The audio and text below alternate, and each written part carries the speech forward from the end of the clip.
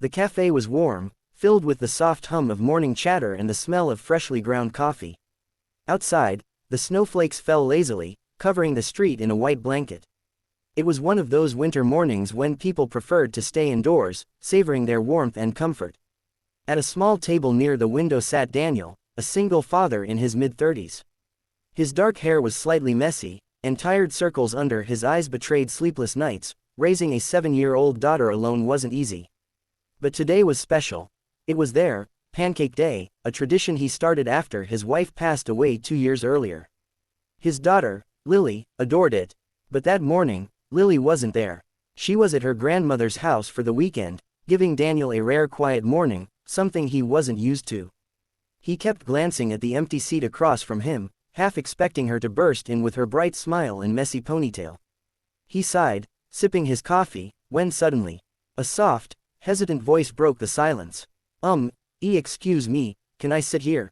Daniel looked up. Standing beside his table was a thin girl around 10 or 11, her cheeks red from the cold. Her brown hair was tucked under a knitted hat, and she held a tray with a small cup of hot chocolate. But what caught his attention wasn't her timid posture, it was the crutch under her arm, and the empty space where her left leg should have been. For a moment, Daniel froze. Not from shock, but because he saw something familiar in her eyes, the quiet loneliness, the kind you don't often see in a child. He glanced around the cafe. Every table was occupied, even the bigger ones, where people easily could have shared space, had customers spreading coats and bags to silently claim the empty seats. Some looked over, but when they noticed the crutch, they turned away quickly, pretending not to see.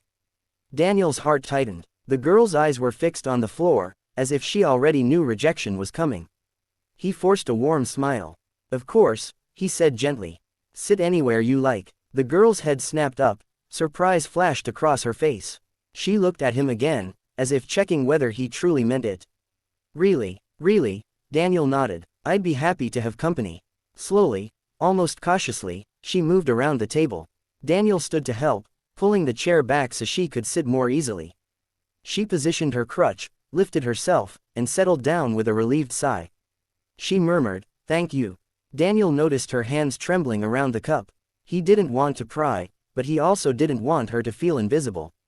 "Cold out there, huh?" he asked softly. She nodded. "Yeah, I walked from the bus stop. I kind of slipped once." Daniel noticed her sleeve had a faint dusting of snow. The protective instinct every father knew pulled at him, even though she wasn't his child.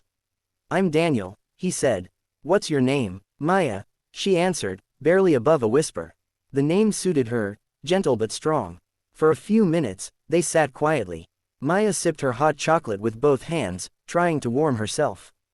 Daniel didn't push her. Sometimes silence is the safest place for someone who's hurting. But suddenly, Maya spoke, surprising him.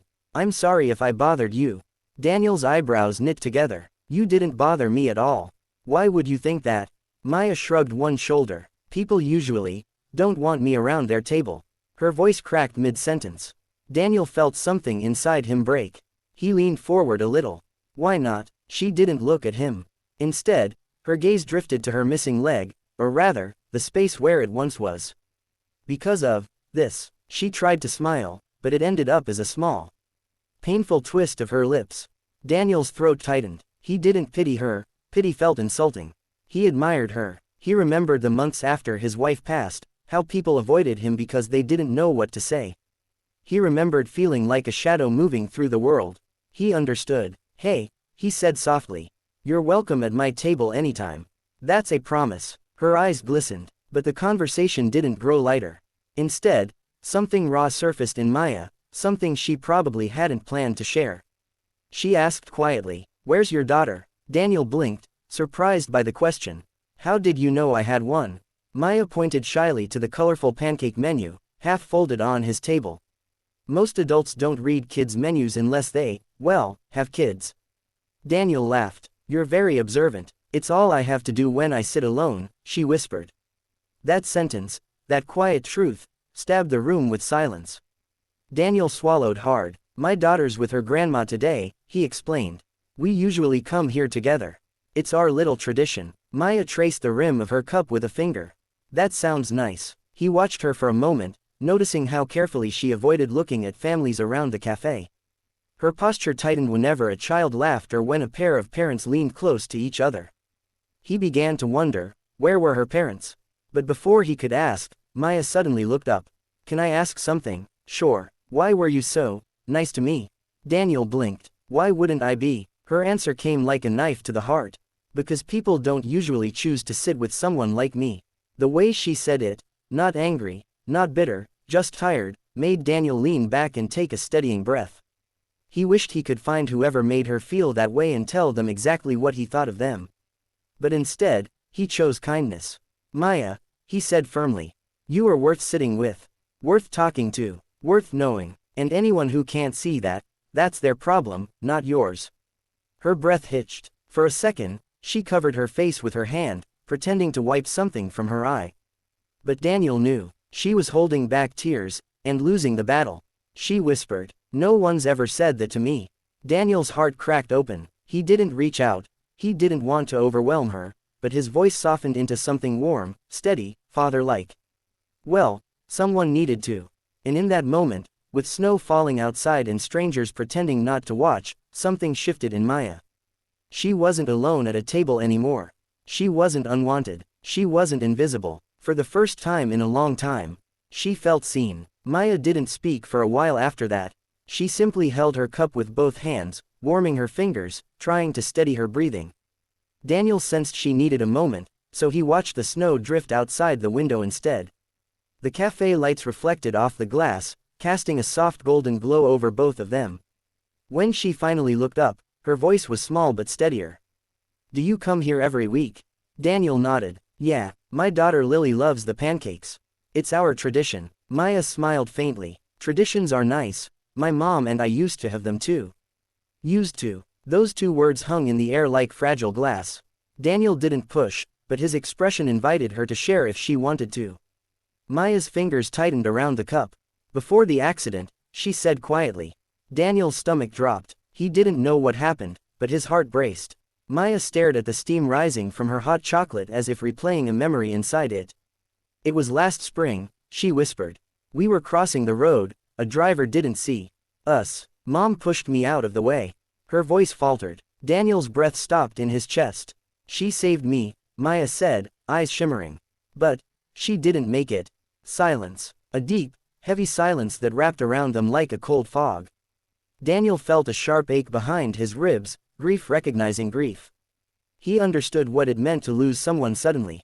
To go to sleep one night with a full world and wake up the next morning missing half of it. Maya, he said gently. I'm so sorry. She nodded once, but her chin quivered. People think I'm strong because I survived, she said. But sometimes I wish. She stopped herself. Daniel leaned forward. You wish she did too. Her eyes filled instantly. She nodded. A single tear rolled down her cheek, but she brushed it away quickly as if ashamed. Daniel's voice softened. You don't have to hide your tears from me. But she shook her head. If I cry, people think I'm weak. Daniel's expression hardened in a gentle way, the kind of firmness a father uses when telling a child a truth the world tried to take from them. Crying doesn't make you weak. He paused. It makes you human. That was all it took. Maya broke. Her tears fell silently, sliding down her pale cheeks, dripping onto the sleeve of her coat. She didn't sob loudly. It was the quiet kind of crying, the kind that comes from a place that's been hurting too long. Daniel didn't speak. He simply sat with her, letting her cry, offering the presence he hoped someone had offered his daughter when she cried at night after losing her mother. Eventually, Maya wiped her face with the back of her sleeve. Sorry, she whispered. Don't be. She offered a tiny, fragile smile before taking another sip of hot chocolate. But Daniel noticed something else now. There was a bruise on her wrist. Faint, yellowish, old, but noticeable. He hesitated, then asked softly, Maya, who do you live with now? She swallowed, eyes dropping. My uncle. Is he good to you? Her silence was too long. Daniel's jaw tensed. Maya didn't answer the question directly. Instead, she said, he says taking care of me is a burden. Daniel felt anger rise like heat under his skin. Not loud, not wild, just a deep, cold anger reserved for adults who hurt children. But he kept his voice calm. You're not a burden. She looked at him with a mix of disbelief and hope, as if no one had ever said that to her. I feel like one, she whispered. Daniel shook his head. Listen to me, you are not a burden. You are a brave, smart, strong girl. And the world is better with you in it. Her eyes filled again, not with grief this time, but with something gentler. Something like relief. For the first time, she didn't wipe her tears. She let them fall. After a while, the cafe grew busier, and people rushed in and out, shaking snow off their shoulders. But Daniel and Maya stayed in their own quiet corner by the window. Maya looked around nervously. I should probably go soon, she murmured. If I'm too late, my uncle gets. She stopped. Daniel clenched his jaw. He didn't like the sound of that. I'll walk you home, he said. Her eyes widened. You don't have to. I know. His smile was gentle. I want to. For a moment, she looked scared, not of him, but of accepting kindness she wasn't used to. Finally, she nodded. They stood up. Daniel grabbed his coat, and Maya steadied herself with her crutch. He noticed how carefully she moved, as if trying not to inconvenience anyone with her slowness. As they headed out, Daniel held the door for her. A gust of wind blew snowflakes into their faces. Maya shivered. Without thinking, Daniel draped his scarf gently around her neck. She froze. This is warm, she whispered. Keep it, he said. But, no buts. It looks better on you anyway. A tiny, shy laugh escaped her, the first one he had heard. They walked down the snowy street together. Daniel shortened his pace so she didn't feel rushed. Every few steps, he glanced to make sure she was steady.